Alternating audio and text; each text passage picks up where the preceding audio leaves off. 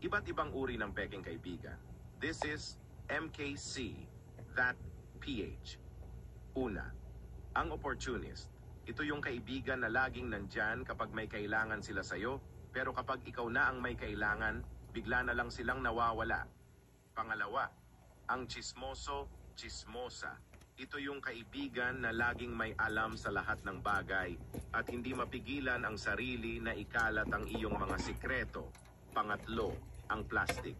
Ito yung kaibigan na mabait sa harap mo pero sinisiraan ka sa likod mo. Ika-apat, ang user. Ito yung kaibigan na ginagamit ka lang para sa kanilang personal na interest. Ika-lima, ang fair weather friend. Ito yung kaibigan na nandyan lang kapag masaya ang lahat, pero kapag may problema ka, hindi mo sila makikita. Ika-anim, ang competitive. Ito yung kaibigan na laging gusto na sila ang nangunguna at hindi nila matanggap na mayroon kang tagumpay na wala sila. Iba't ibang uri ng peking kaibigan. This is MKC. Iba't ibang uri ng peking kaibigan. This is MKC, that PH. Una, ang opportunist.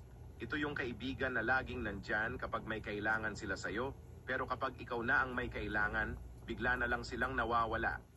Pangalawa, ang chismoso, chismosa. Ito yung kaibigan na laging may alam sa lahat ng bagay at hindi mapigilan ang sarili na ikalat ang iyong mga sikreto. Pangatlo, ang plastic. Ito yung kaibigan na mabait sa harap mo pero sinisiraan ka sa likod mo. Ika-apat, ang user. Ito yung kaibigan na ginagamit ka lang para sa kanilang personal na interest. Ika-lima, ang fair weather friend. Ito yung kaibigan